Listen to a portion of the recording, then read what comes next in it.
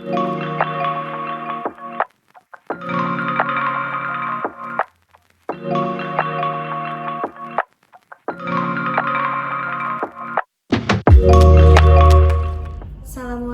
warahmatullahi wabarakatuh. Perkenalkan, nama saya Maya Marsefani. Saya merupakan salah satu dosen program sarjana pendidikan bahasa Inggris di Universitas Internasional Batam. Pada kesempatan ini, saya akan memperkenalkan salah satu video yang saya ampu, yaitu Intermediate Grammar dalam rangka unjuk kerja Tridharma Perguruan Tinggi bidang pengajaran. Penjelasan dalam mata kuliah ini akan menggunakan pendekatan delivery, interaction, and assessment. Delivery yaitu penyampaian terkait mata kuliah yang akan saya ajarkan kepada mahasiswa. Interaction yaitu memaparkan bagaimana saya berinteraksi dengan mahasiswa di dalam kelas. Sedangkan assessment yaitu bagaimana saya menilai pemahaman dan juga kinerja mahasiswa secara objektif pada mata kuliah ini. Sebelum saya menjelaskan lebih lanjut terkait delivery, interaction, and assessment yang saya terapkan di dalam kelas, saya akan menjelaskan terkait deskripsi mata kuliah Intermediate Grammar. Mata kuliah Intermediate Grammar merupakan mata kuliah lanjutan dari Basic Grammar, di mana mata kuliah ini merupakan mata kuliah wajib pada semester genap dengan bobot 3 SKS. Mahasiswa akan diajarkan beberapa sub-skill grammar dengan memaparkan penjelasan dan tipe soal yang merujuk pada structure and written expression TOEFL. Pada mata kuliah ini, mahasiswa juga diharapkan mampu mengidentifikasi dan mempraktikkan keterampilan analisa dan makna sebuah kalimat pada teks-teks ilmiah.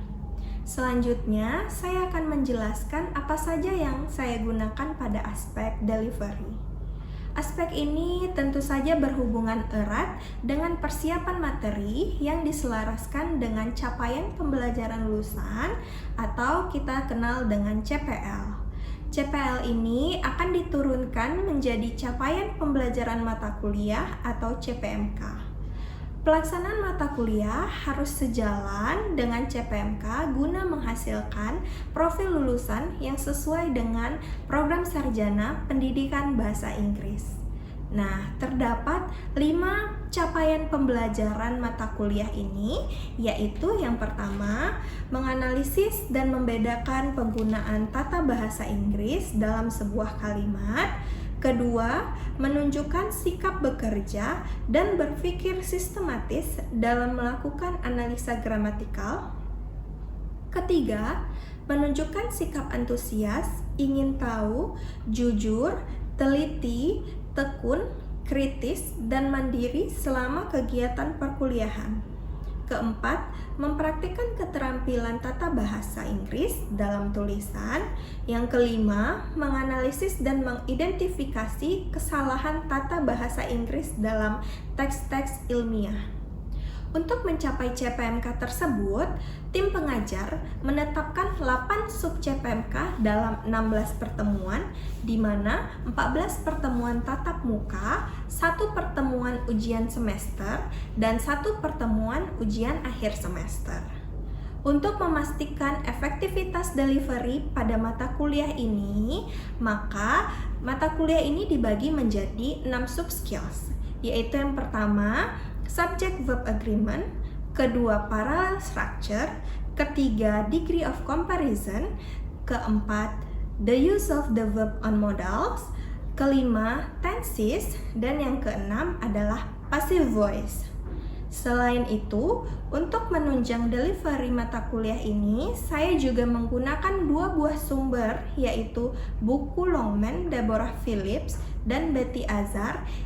Selain itu, mahasiswa juga diberikan buku-buku yang berkaitan dengan soal-soal TOEFL terkhusus pada bagian structure and written expressions. Aspek selanjutnya yang akan saya jelaskan adalah aspek interaction. Pada aspek ini, interaksi antara saya sebagai dosen pengampu mata kuliah dengan mahasiswa menerapkan student center learning. Dosen pengampu akan menjelaskan materi dan memaparkan beberapa kalimat yang nantinya mahasiswa harus menganalisa apakah struktur kalimat tersebut benar atau salah. Mahasiswa juga akan menyampaikan pendapatnya terkait kalimat yang telah dianalisa, sehingga mahasiswa dapat melatih untuk mengidentifikasi struktur pada sebuah kalimat dan menyampaikan pendapatnya di depan kelas.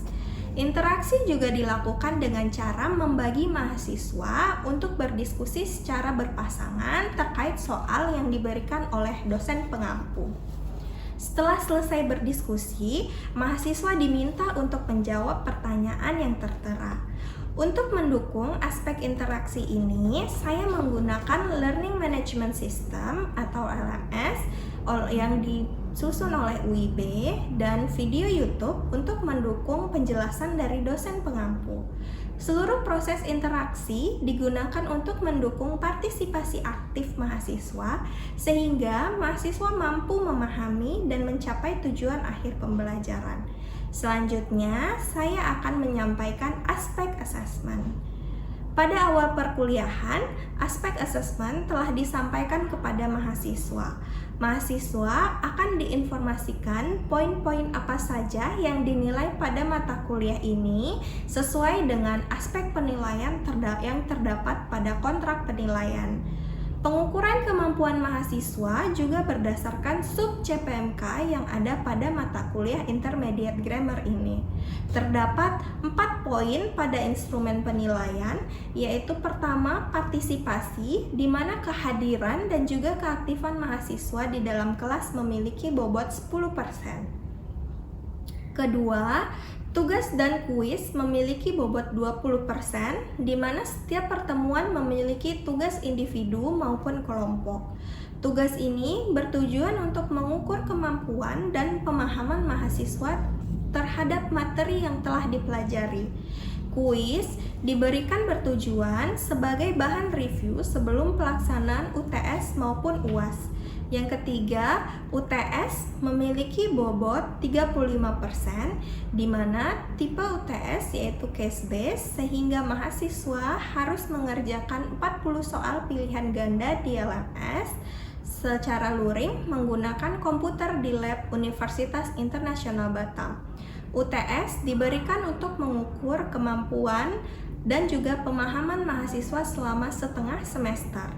Kemudian yang keempat adalah UAS memiliki bobot yang sama yaitu 35%. UAS juga memiliki tipe soal case based di mana mahasiswa nantinya juga akan mengerjakan 40 soal pilihan ganda di LMS mahasiswa secara luring menggunakan komputer di lab Universitas Internasional Batam. UAS diberikan untuk mengetahui performa dan pemahaman mahasiswa selama 1 semester melalui kegiatan belajar mengajar atau KBM. Demikianlah penjelasan terkait aspek delivery, interaction, and assessment pada mata kuliah ini. Selanjutnya, saya akan menampilkan proses pembelajaran pada mata kuliah Intermediate Grammar. Selamat menyaksikan. Good evening, everyone. Good evening. So today is actually our second meeting. Actually today we are going to learn about subject, verb, and agreement. Last meeting we have discussed about syllabus orientation and also the basic concept of grammar. And this is the first grammar that we are going to learn. Subject, verb, agreement.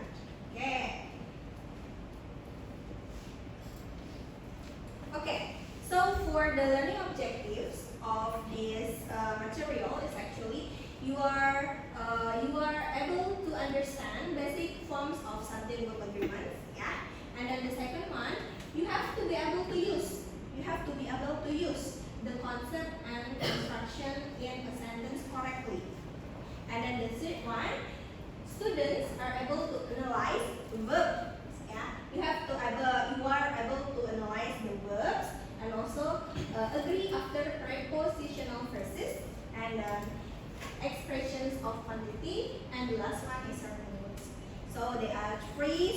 materials that we are going to learn. Okay. So here are the resources and instructional media that I provided. Yeah, you can see it's actually in your e-learning. The first book is Longman, and then the second one is Betty Azar, actually. Betty Azar book.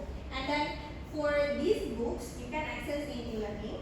And then in e-learning, there are several YouTubes that I provide to watch. Yeah, jadi you can watch the material, the explanation about the grammar in e-learning. Okay. So we move to the basic forms, actually about subject-verb agreement. Yeah. Now here are the subject-verb agreements that we are going to learn, actually, about prepositional phrases and then expressions of quantity, and the last one is certain words. Okay. Okay. Here there are two examples. Okay. You can analyze. Are these examples correct? No. Okay. Why it's incorrect? The first one is the boy. It should be the boy. Was. Okay, the boy was. Yeah. And then the second one. The boy was. The second one, it should be the boys walk. Only walk. No need to add s or es. Okay.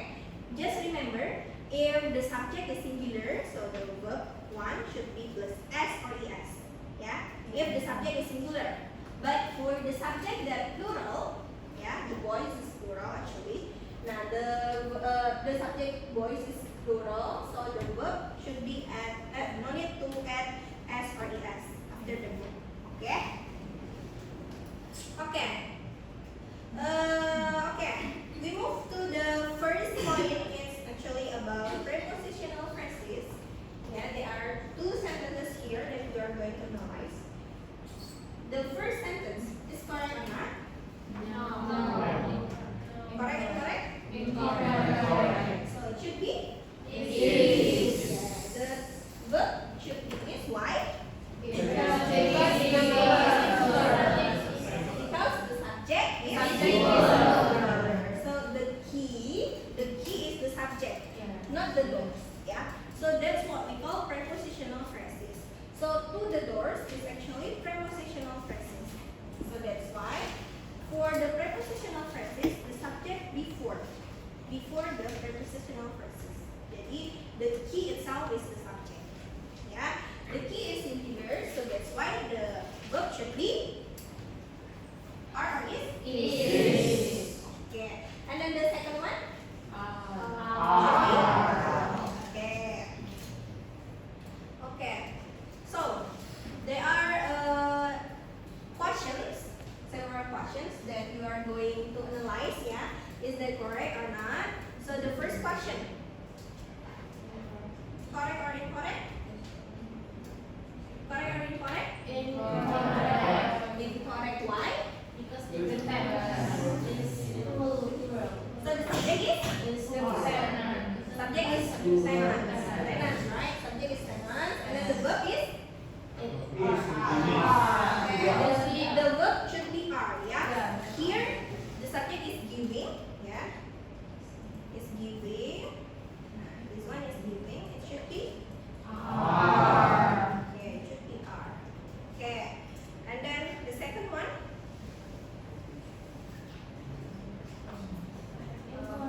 Correct? Incorrect. Why? The subject is plural and the verb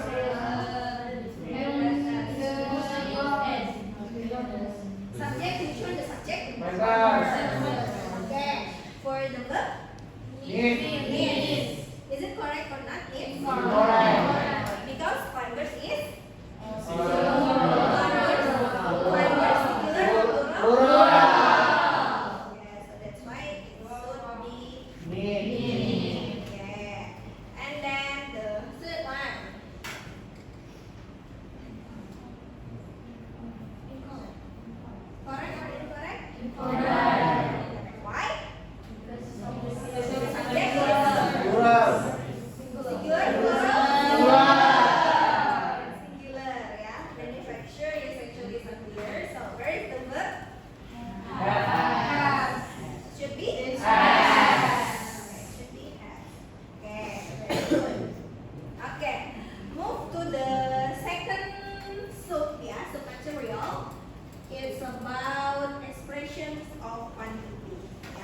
expressions of quantity. So just remember, here there are three examples. Yeah, all of the examples actually using all, but the to be is different. Yeah, the to be is different. There is a sentence using was, were, was. Yeah, because all. If there is the word all, the verb should be singen after the preposition. Yeah. So we have to see the object. So here are the objects. Yeah. So all of the book. So don't refers to all, but refers to book. Yeah. Because book is singular. Yeah. So that's why we use was. Okay. And then the second example, all of the books. Yeah. The object is singular or plural? Plural. Okay. Because the subject is plural, we use word. Okay. Okay. And then the last one, all the information. Okay. Information countable or uncountable? Okay, uncountable. Yeah. Because information is uncountable, so that's why the verb should be singular. Yeah. So we use was. Okay. Okay. Okay. So here are some words that the verb should be refers to the object. Yeah. All, some, most, half, and none. Jadi all of these words can be singular and also plural, depends on the object. Okay? Okay. Okay. We move to the exercise. Number 1. Okay, number 1. Is it correct or not? Correct. Where is the subject? Okay, the objectnya students, ya. Okay, the objectnya students. And then where is the verb? Is required. Is required. Okay, is required. Okay, is it correct or not? No. Why? Okay, the student is plural. So it should be are. Okay, good. And then second one?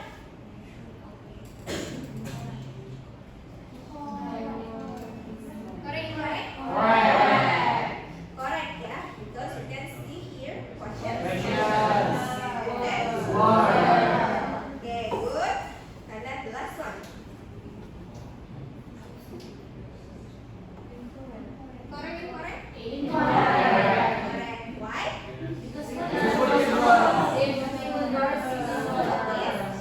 Singular, yeah. Singular. So should we use? Are. Is. Okay. Yes. Okay. Okay. We move to the last part, yeah. It's about certain words. So there are several words that actually it should be singular and it should be plural. But here I provide the words that should be singular, yeah. The example is everybody are going to the theater. Okay. Everybody is actually singular or plural? Singular. Okay. So everybody, so if there is the word every, it should be singular, ya. So if there is the word every, harus diikuti dengan noun yang also singular. Ya, for example, every book, every table, not tables but table. Ya, okay. Nah, everybody, it should be are or is. Is. Ya, because everybody is singular. Okay. Okay. Here, but maybe before moving to this example or these questions, yeah, there are several certain words that are actually singular. Selain every,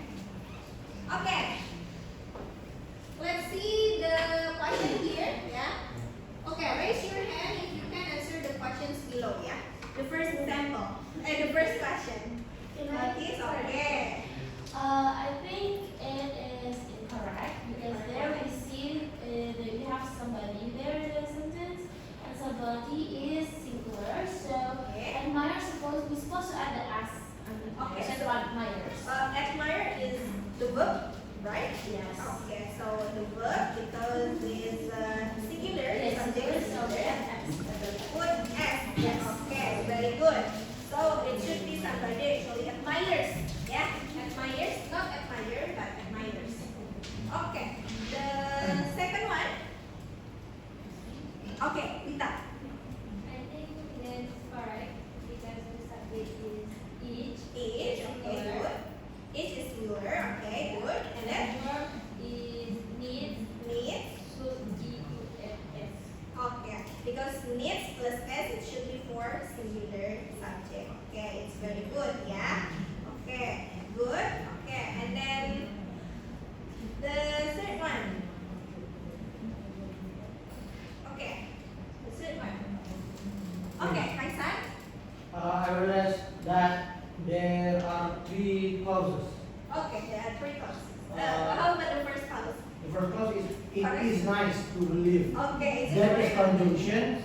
Anything is possible. The clause, the second clause, Okay. and then there is another conjunction if. Okay. And the next clause is person try hard enough. Okay. We focus on the second clause. Second is Yeah. anything. The subject is anything. So maybe you can focus from the first clause. Oh. First Yeah. clause, correct or not? It is Correct. nice to live, correct? Correct. Okay, correct, good. Okay. The second one. The second one, the subject is anything. Okay, anything. Anything is singular. Singular. Okay. Singular refers to is. always Okay, is. very good. So it's correct, right? Yeah. Okay, and then And the next clause. clause, a person is a singular. It should be verb ses. Oh, it should be at S or an S. Yeah. Okay, so it should be try or twice. Twice. Twice. Okay, very good. Okay, it should be twice. Okay. Good. Okay, so we move to the real exercise, yeah? We move to the real exercise. So let's work in pairs to find out whether the sentences belong correct or incorrect, yeah? Jadi so let's make a group, but it's only pairs, yeah? Pairs, okay? Okay. Just discuss with your friends, yeah? Finish? Finish? Okay. Okay. Discuss together, yeah? If you can answer the question, you can raise your hand, yeah? The question number 1. Who wants to try to answer? Okay, Sabrina. The first one is incorrect Incorrect. Why? because each is subject, right? And each is singular, Yeah. and then we have it must be has because singular has to be behind of that is s or es. So Okay. that's not be has. Okay, so number 1 is actually incorrect. Incorrect. Okay, very good. So we have to check have itu. Has. Okay, good. Okay. Number 2, who wants to try to answer? Number 2, okay. I think it's correct because the subject is question and then it's The object. The object. And then question and then the verb is where. Okay. and Okay. Question is singular or plural? Plural. So that's why we use where. Okay, good. Okay. The question number 3. Who wants to try? Okay. is correct Correct. Why? because the buildings is plural Buildings, plural. Okay, good.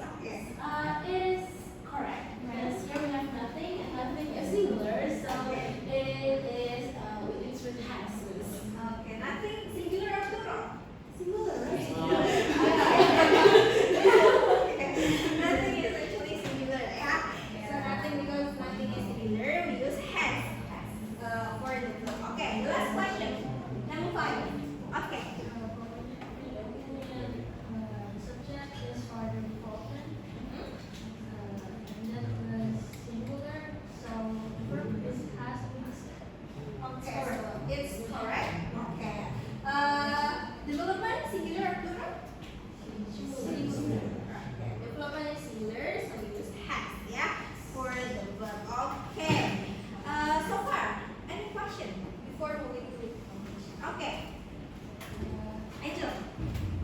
Can you give more example kind of preposition?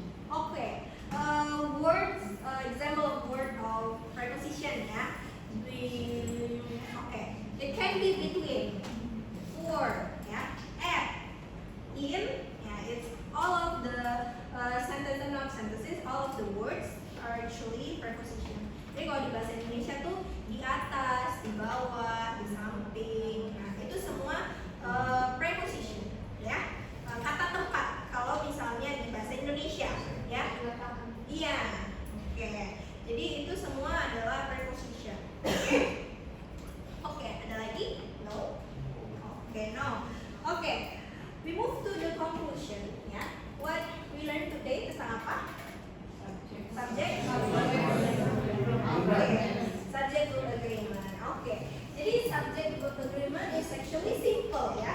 Simple. We have to analyze which one the subject and which one the verb, ya. So between the subject and also the verb should be agreed. Yeah, if the subject is singular, so the verb is also singular too. Yeah, and if the subject is plural, so the verb plural as well. Gitu ya. Jadi harus agree between the subject and also the verb. So that's what we call subject to agreement. Gitu. Okay. Okay. So we move to the last part ya, about reflection.